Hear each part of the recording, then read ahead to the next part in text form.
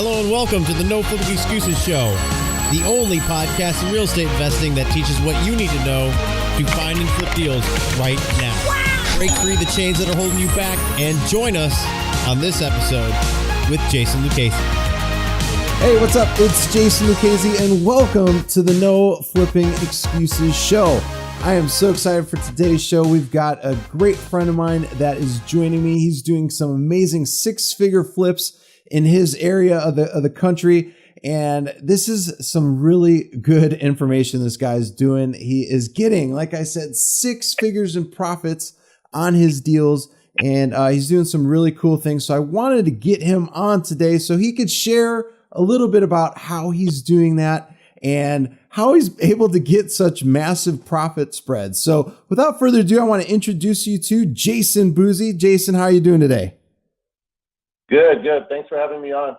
Absolutely, my man. I was able to, Jason and I have known each other like Facebook friends for quite a while. And then we were able to finally meet at a good friend of ours mastermind for his 40th birthday. And Jason was able to share some of the things that he was doing. And I felt like it would be a great opportunity to get him on. So thank you for coming on and joining us on the podcast here.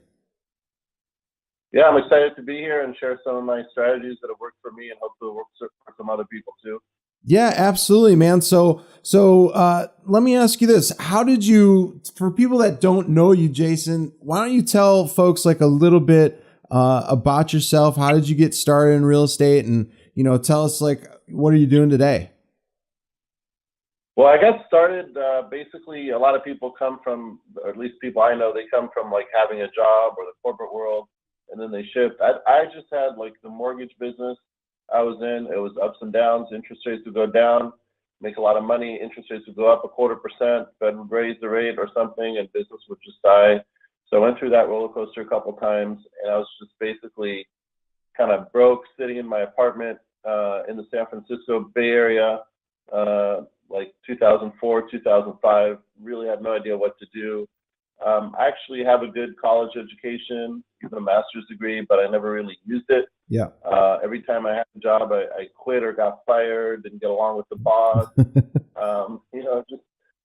It took me a little while to figure it out, but I was just an entrepreneur. I was never meant to work for somebody else. Yeah. I mean, and I think for a lot of us, and it's not just the money, but I think for a lot of us that are true entrepreneurs, even the thought of having a boss makes us cringe.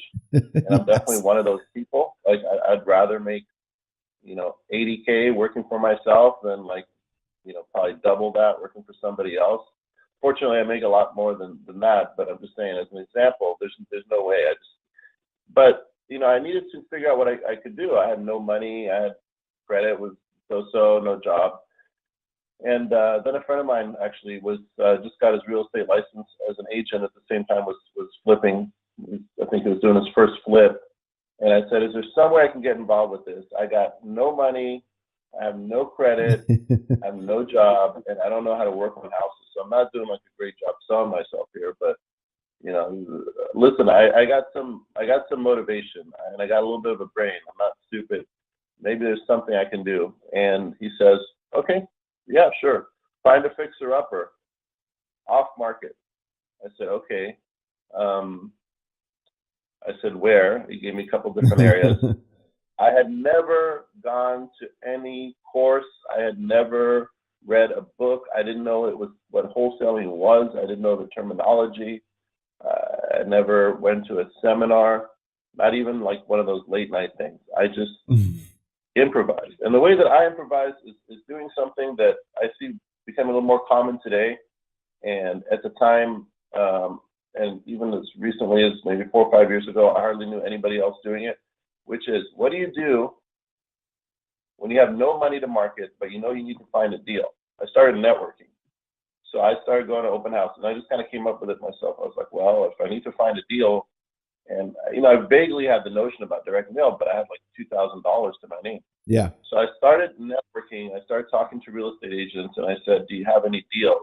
I'm with this investment group. I kind of use it vaguely enough. I'm with this investment group.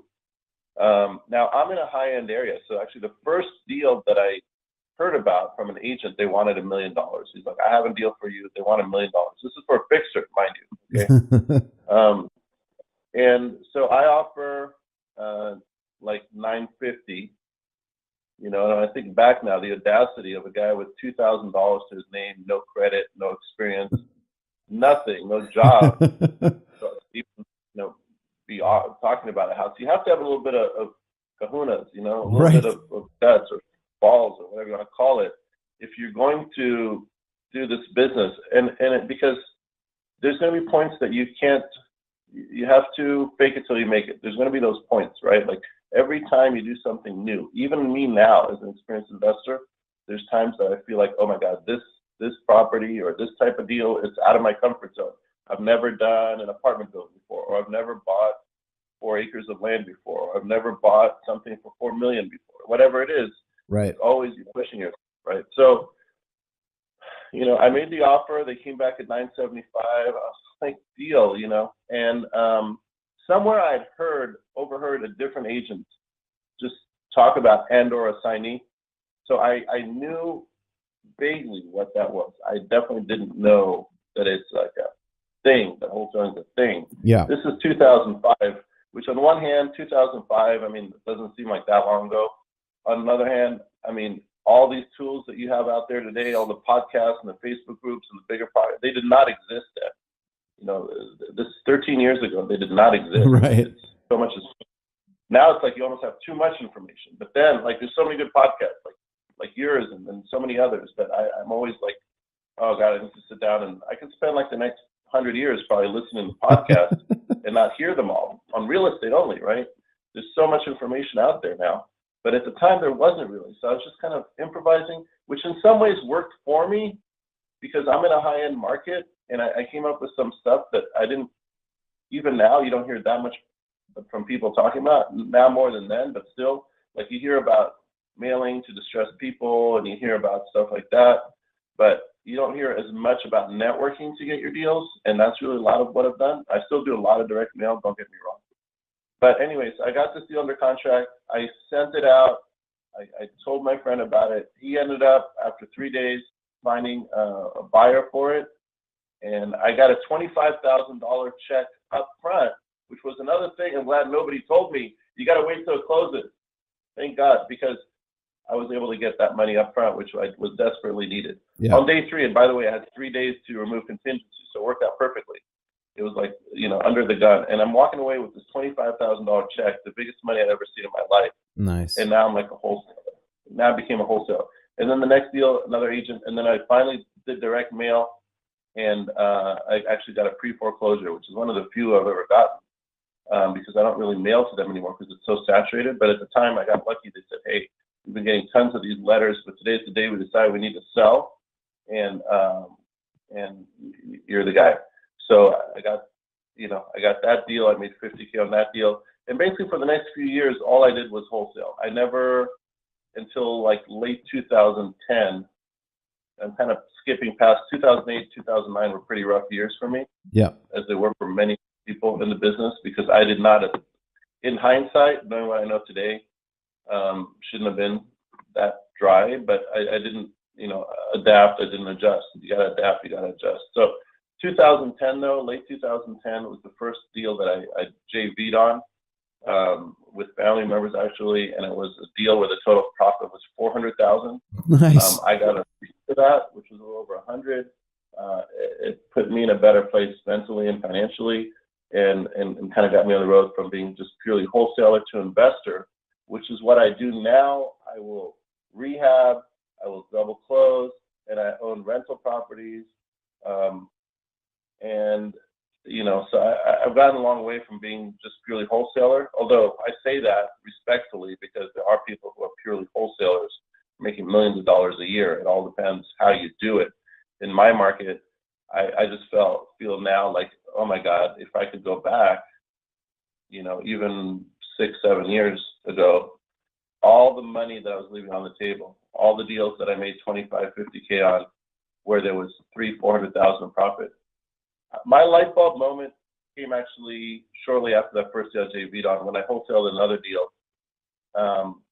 in early 2011. And it was a deal that I found through my own marketing. I put under contract, I negotiated the price, which was 1.1 million. And then a friend of mine who was an agent, the same guy actually got me started, he brought the buyer. We agreed to split the assignment fee. The assignment fee was 25K, so I made 12,500. The rehabber who bought it in a couple months sold it, made 400,000. Nice. So 12,500 versus 400,000. It just finally hit me. I'm like, look, I'm on the wrong side of this equation.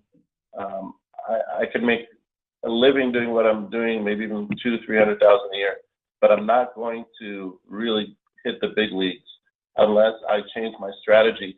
And as soon as I did that, the following year was the first year I made over $1 million net. Basically, not by working harder, not by doing more deals, but by shifting strategies and saying, if there's 100K or more, this is my personal rule. Yeah. If there's 100K or more profit, I'm closing. I may rehab, I may double close, which is another thing I do a lot we can talk about, but I'm closing. I'm not wholesaling. If there's 100K or more, I'm taking title. I'm taking possession. I'm using hard money, private money, my own money, whatever the case may be. I'm taking title to it, and then we'll decide what to do. No, that's awesome. And for listeners out there that, don't know where Jason's located, he's in one of the most competitive markets and also warrants some of the highest home values in the country. And that is good old San Francisco, California. So yep. Let me ask you this, Jason, when you're looking and evaluating at deals, you're coming across these big properties that are, at 800, 900, $1 million plus dollars.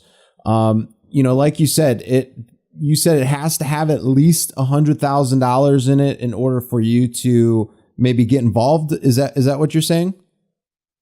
Yes, basically. Yeah. I mean, if there's less than 100K profit, it's usually not a deal. If there's 100K or more, I'm usually closing. So I'm rarely wholesaling anymore. But, I can have my buyers lined up. People say, oh, you're taking more risk. Not necessarily. You can actually have your buyers lined up before you've even closed. And I've done that multiple times.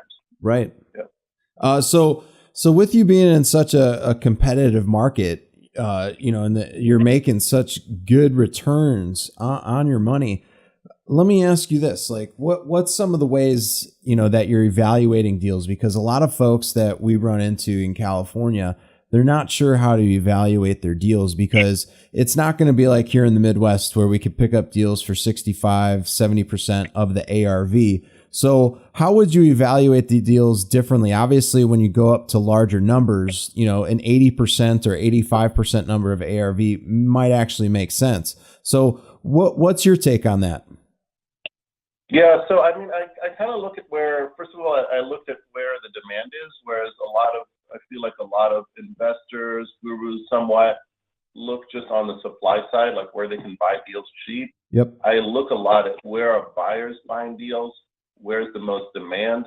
And I feel like, the term motivated sellers in our industry is used a lot. Oh, yeah. I personally feel it's overused because at least in my market, right? And I think more in other markets as the market generally in the US has gotten hotter over the last few years, you have fewer sellers that are desperate. And let's face it, let's be honest here. Motivated is sort of a keyword for desperate. And the implication is that the buyer needs to be financially distressed or desperate, like they're either facing foreclosure, divorce, bankruptcy, short sale, job loss, death in the family, some tragic circumstance in order for us to be able to make a deal. I don't buy that. Literally. Yeah. What have I done short sales? Absolutely. Have I done pre-foreclosures? Absolutely. Like I said, not a whole ton of them, but the ones I have done, I've made a lot of money on because they were home run deals. But I'll buy a house from someone with no distress, with like $2 million in the bank, and a house that was paid off 20 years ago and is worth like $2 million. Why? Because we built some rapport, and they got my letter, they called me, they're thinking about selling, they're maybe not 100% there yet. I follow up a bit, and then they sell to me. I can't tell you how many unmotivated sellers I've made money on. But here's the thing. I know which properties to go after. So the term I like to use that should be, I feel, used more is motivated buyers. My buyers are motivated because I've gotten them the type of property that they want at a discount that may not be that huge, but it's the right type of property. Right. So let me give you an example of my biggest deals were selling to developers. Oh, okay. And that's something that you don't, hear about that much. But in our area, I like the crappy houses in good areas. I like the worst house in the best area. Because if you get the worst house in the best area, there's different things that you can do with it. First of all, you can sell that potentially to an end buyer. Second of all, you can sell it to a rehabber. And third of all, in my case, at least here in the Bay Area, and this will not work everywhere in the country, will not even work in all parts of the Bay Area, but when you have enough spread between the newer homes and the older homes, you can make a lot of money selling those houses to developers that will build a spec house. So as an example, Like it.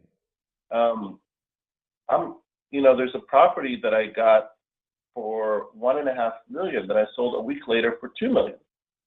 Nice. It wasn't even a full week. So I made the $500K spread, and I sold that to a builder, and they built a luxury home, and they sold it last year for $5.7 million. Jeez. Oh man. So those, and another one I got for 2 and sold for 2.4 like 3 days later. So I knew what the numbers need to be. I know that this is a property that's in a prime area where there's a lot of new construction taking place, and new homes are selling for $4 million, $5 million and up. Wow. Again, not even where in the Bay Area. Those are specific. So those are like some of the biggest deals I've done.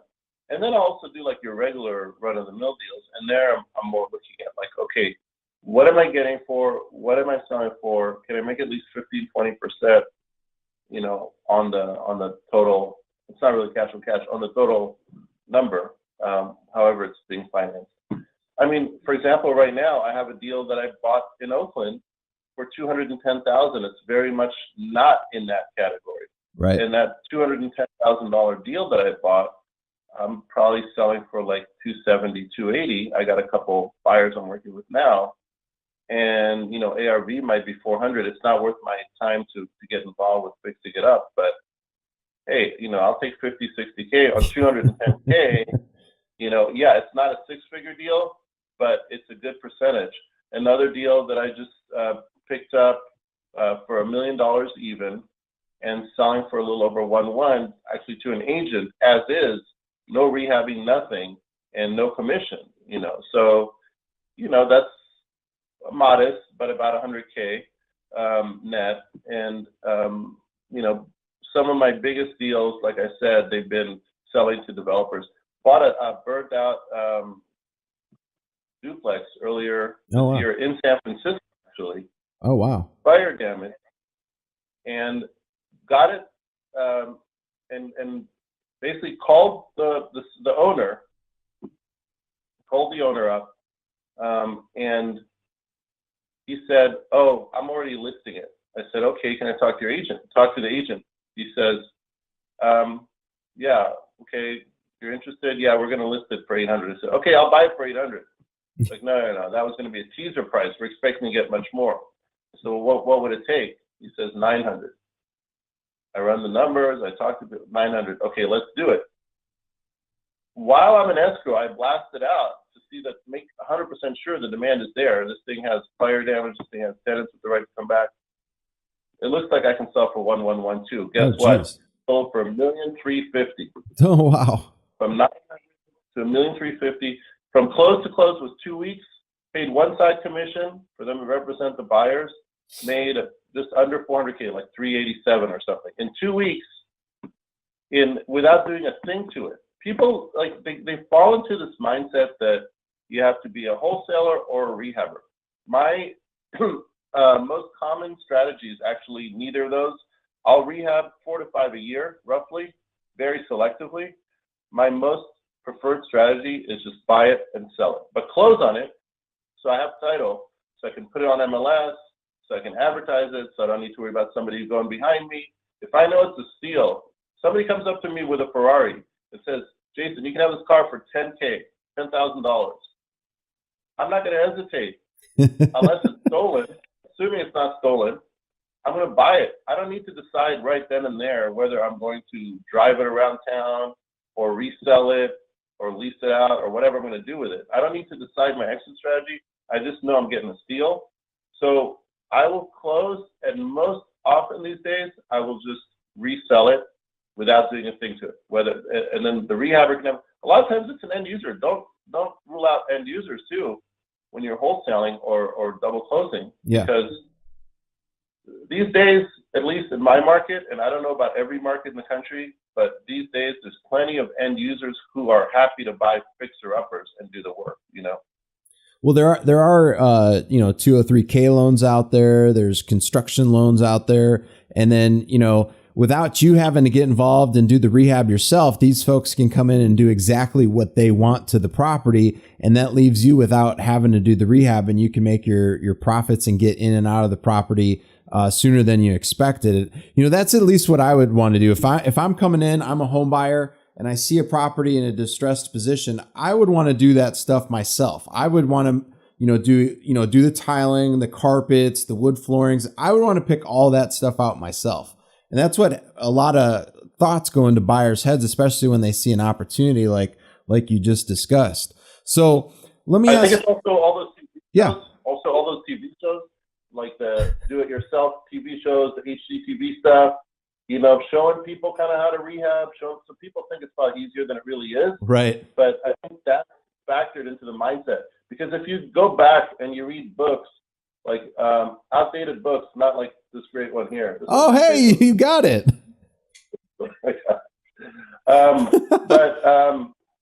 Basically, like the strategy for investors in the 70s and 80s was just buy a fixer, rehab it, and you'll make your money that way. At least in my market, and I can't speak to every market, but in my market, those spreads have shrunk between what a fixer will sell for and what a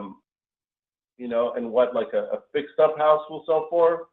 And so that's not enough of a strategy now. And you can do very well not fixing up houses. Right. It's more about negotiating that discount and going after properties where the demand is strong on the buyer side.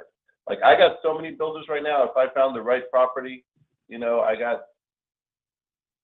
whereas other properties, like if you go into a luxury neighborhood, like a really high-end area, I don't want that brand new house. I don't want that because I need that one at a big discount because the demand on that one actually, the brand new house, that's a retail deal. Those are deals that sit. You need just the right buyer.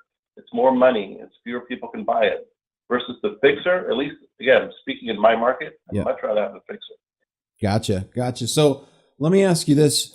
How important do you think it is, especially just for somebody, let's just say somebody just starting out, how important do you think it is on having like you said, the motivated buyers? How important do you think it is just by having that network? Where would you rate that?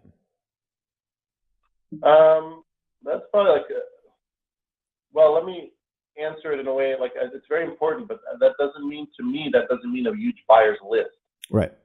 I've never had a big buyer's list. I'm not a big believer in big lists. I'm a believer in relationships and networking. Sure. So I think you need to have, rather than a big buyer's list, like I can put all kinds of ghost ads on Facebook or Zillow or whatever and start collecting emails, right? Right. And these people don't know me from Adam. I don't know them. There's no relationship there. There's no trust. There's no rapport. I would much rather have 5 to 10 real buyers that I know personally, that I pick up the phone, they'll take my call. I agree. We've met face to face. They're qualified. They trust me. I trust them, at least to a certain degree, right? Sure. You may not trust them with your life, but at least you know that they're legit. Rather than just have a big list, and also do not underutilize. This is advice for everybody out there who's trying to build their sort of buyers network, let's say, rather than list. Do not underutilize agents. Agents can be your allies. I know that we have like a love-hate in this business, and believe me, I do too with real estate agents. because in a sense they are our competition. You know, they're trying to get that deal, they're trying to list that deal.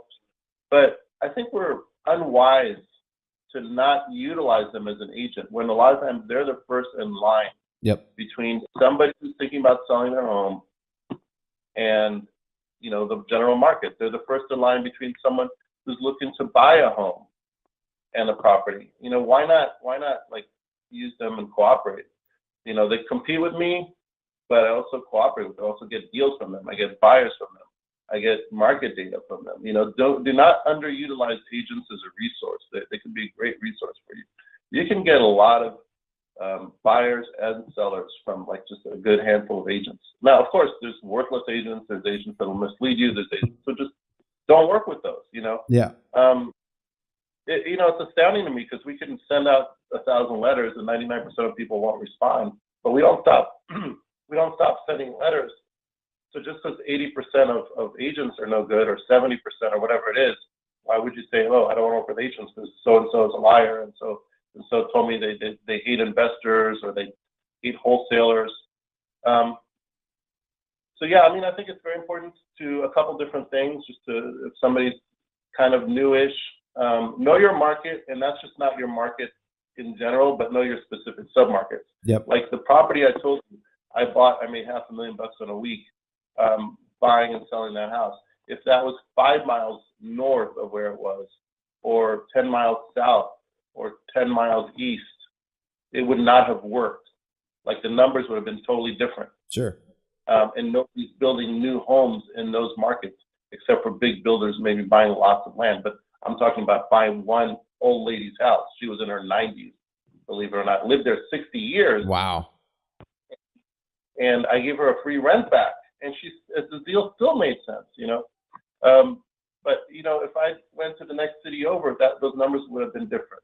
Oakland, the house for $210. If I moved that house 20 miles west, that house is now over $1 million, you know, but it's in East Oakland. So, you know, your numbers, your submarkets, your exit strategies, your buyer demographics, your seller demographics, it's going to be different if you're in any kind of big city or metropolitan area that has a few million people.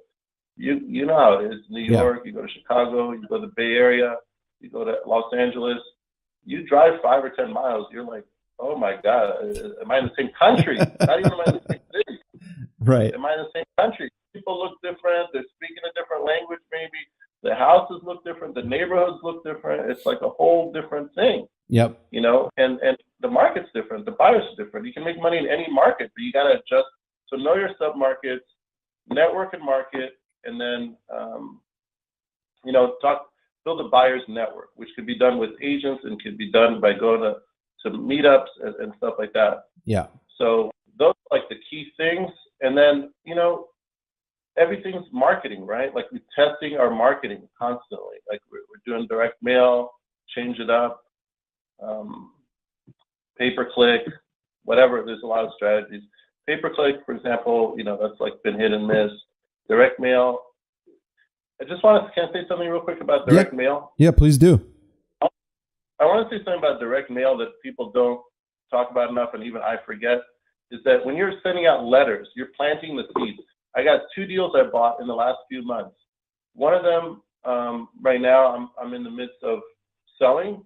So I don't know yet how much I'm going to make, but the other one I just sold in like late June or early July. I can't remember when we closed.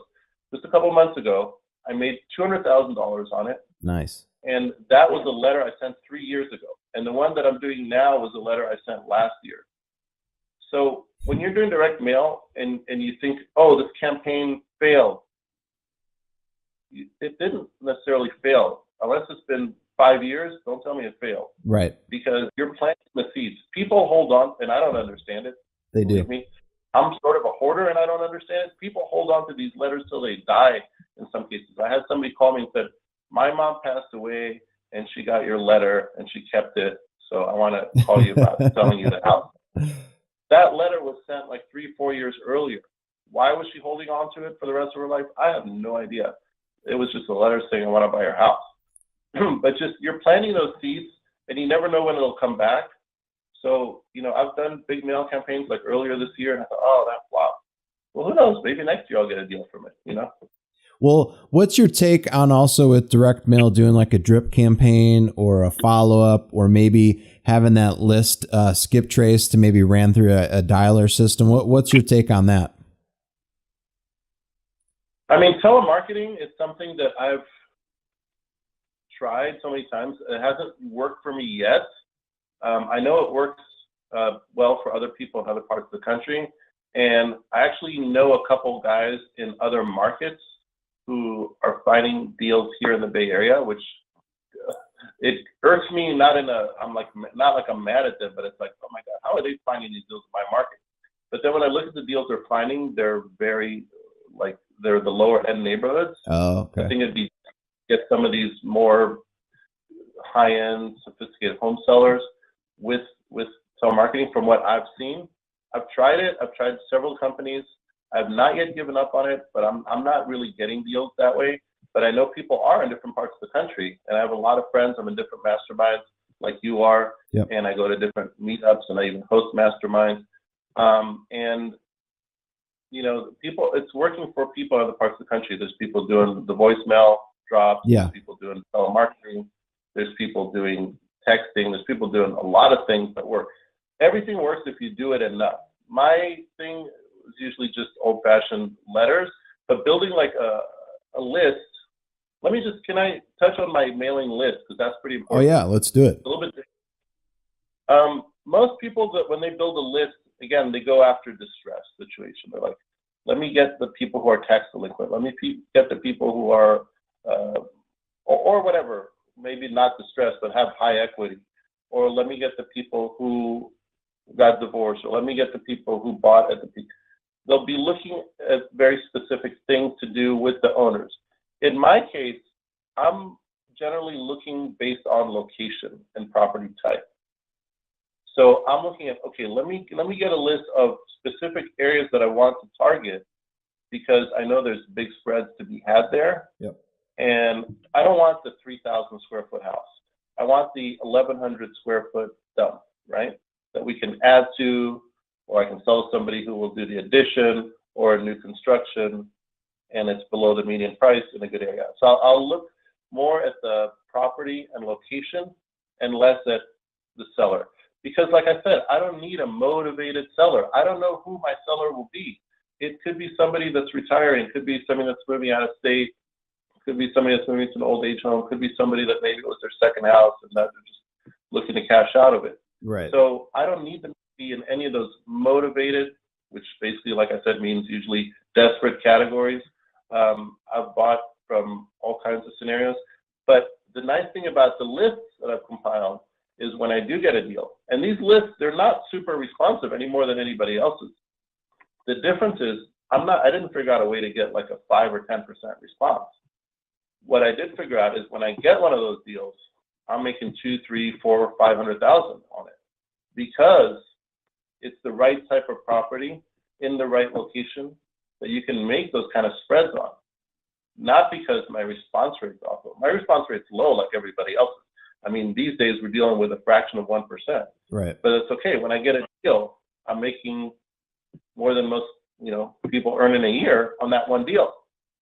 And I'm another thing I just want to say, like, there's a lot of ways to do this business. Like, I'm a one-man show. Like, I don't even have a team, and I keep saying I should, and I haven't, which tells me that I probably don't really want to on some level, right? Because Right. if I can make a net of 7 figures a year, well over $1 million, I'm comfortable. Like, I mean, I guess I've never been enough out of my comfort zone that I have to build a team, because I'm not doing a huge volume. It's just when I'm taking down big deals, not doing huge volume. People do huge volume. Some of them, they're keeping 20, 25% of the dollar, which it's okay, I guess, if you're making enough. But a lot of these people, they're like, I'll go to a mastermind. We had a good year last year. We made $1 million. I'm like, great, you netted $1 million. And he's like, oh, no. And I wasn't trying to be a smart ass. I was just like, oh, you mean you netted $1 million? Like, no. I netted about 240. Like, yeah. okay, respectable. But I mean, I made that on my last deal, right? Like, so, again, I mean, this is a guy, in this case, in Texas. Not everybody can do it. But what I would tell people if they're in other markets, look at developers, look at bigger deals, look at, maybe multifamily. There's a handful of ways. I actually have something called 500K deals that I put together. There's a handful of ways where people are making big deals all over the country. There's also the bulk, and this is something other people are doing, not me, but bulk REOs, bulk notes. People are making six figures in all parts of the country, A friend of mine did a development deal in Seattle. In a few months, he made like 1.4 million. Yep. Doing some zoning stuff, So there's a lot of different things that I'm not even an expert on, where people are making those kind of spreads in other parts of the country. So it's not all, Buzi's in the Bay Area. Of course, he's making like $200,000, $300,000, $400,000, $500,000 per deal because he's dealing with like $2 million houses. Well, yeah, there's some truth to that for sure. But there's also strategies that people are doing in other markets where they're walking away with big checks. Right. No, absolutely. And you brought up the 500K thing. For people that want to reach out to you, Jason, what's a good way? Is that a good website for people to go to?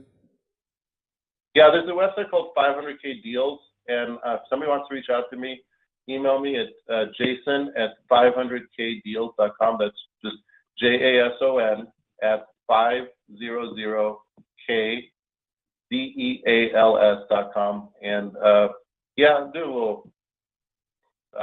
little kind of get together mastermind last month in San Diego. I'll probably do another one next year. Nice. And I had speakers from all over the country, specifically.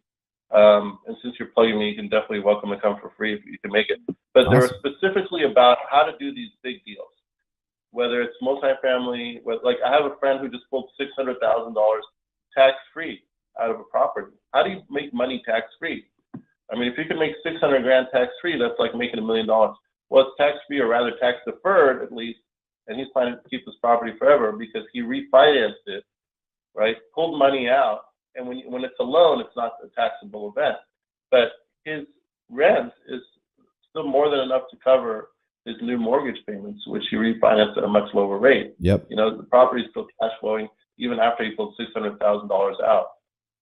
Like I said, I got a friend in Seattle that came to speak that did a development deal where he got a warehouse, got it rezoned to a builder, and sold it to a builder and made 1.4 million. I think 1,270,000 net. In like a 3-month period, and he came to speak about that. I have people that were doing bulk notes, making a lot of money on that. Bulk real estate, single-family home purchases, still taking place with hedge funds.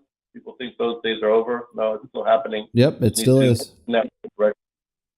And then like luxury construction, like I said, stuff that I've done selling to luxury people.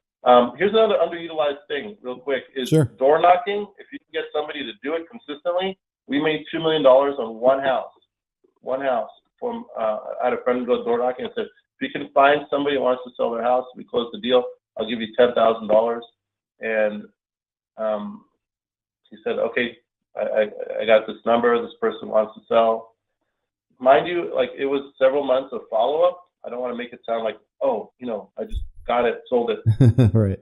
Make money. Like there are a lot of times it's the follow-up. I'm kind of don't want to fast forward too much past that. When you get a big one on the line, a lot of times these people, at least in my market, they're just thinking about selling. They're not like 100% there yet.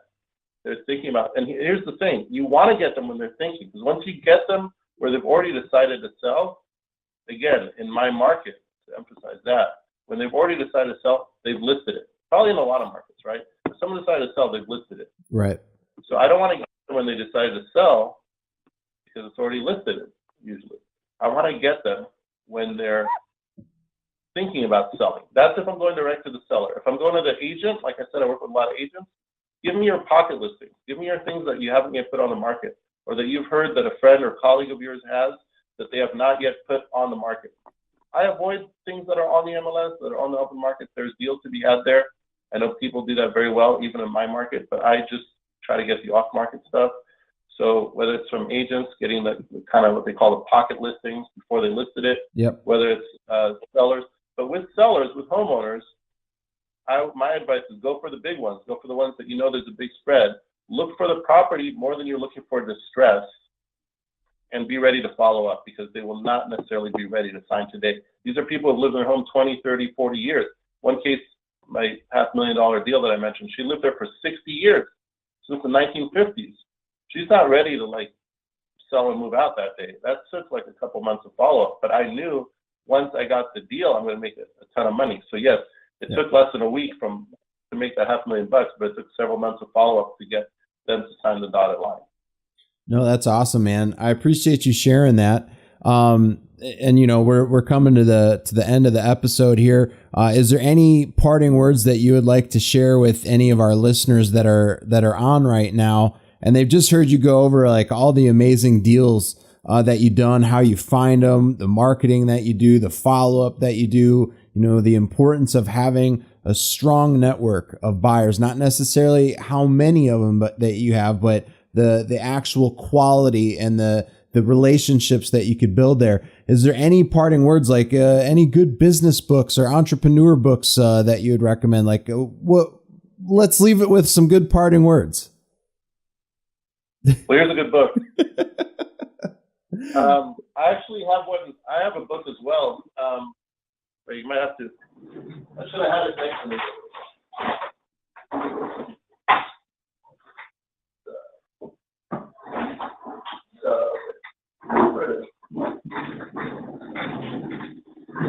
Okay, never mind. I can't find it right now. I should have had it ready.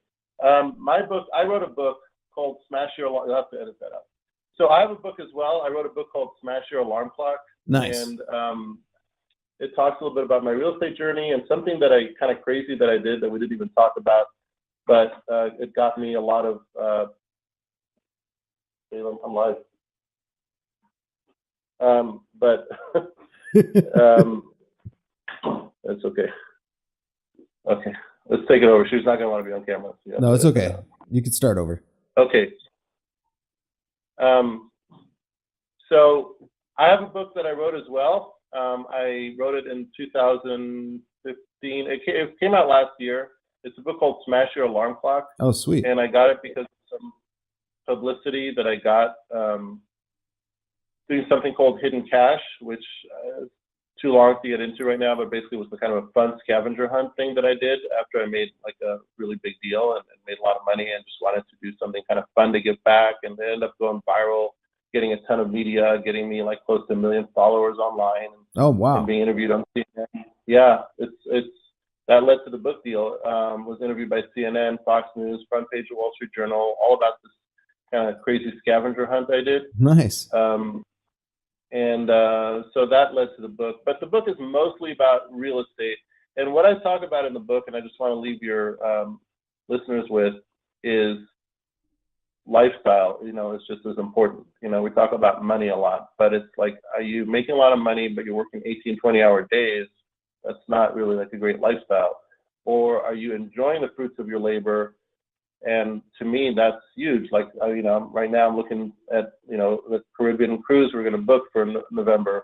Going to spend some time in Europe, you know, early next year. Nice. Spend a lot of time at cafes and hanging out, and, you know, go to the beach this week for a couple of days. So, you know, it's not just about making money. It's about what kind of lifestyle you have, which is different for everybody. You know, not going to tell people what works for them or not, but just kind of keep that in mind.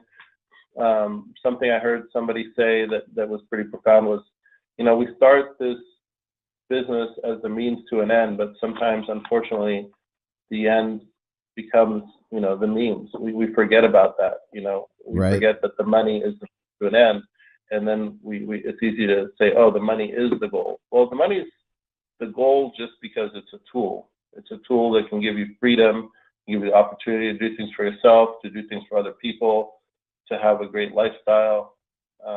But it's not, you know, it's not the whole, it's not the end goal. It's the tool. Yeah. So figure out what goal you want and how to get there. And maybe, you know, maybe some people are happy to make $100,000 a year. Maybe some people are happy to get, you know, $50,000 a year in rents, whatever it is. It's not everybody wants to make millions of dollars or needs to.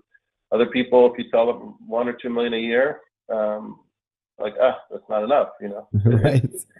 Whatever works for you, you know. No, man, I enjoyed you being on the show. If you guys want to get a hold of Jason again, 500kdeals.com, or you could reach him by email, which is jason@500kdeals.com. This has been a really, really great show. Jason's left a lot of nuggets on the table for you to just go ahead, pick up, and start using within your own business. Now, not necessarily is it going to work all over the entire country. San Francisco and the Bay Area is somewhat of a different breed, but you could take exactly the things that you need for your business and implement them. Jason's given away a ton of great, valuable information here. So definitely make sure you leave us a 5-star review. Leave us a comment. If you are watching this on Facebook right now, drop us a comment below. Let us know what you enjoyed. Let us know if you have any questions that we could get answered for you. You could hit us up at support@jasonluchesi.com, and that is support@JasonLuchesi.com. But other than that, thank you so much, Jason, for joining us today on the No Flipping Excuses show. You guys go out there, flip a house, make sure you make it a great day. Take care. Bye now.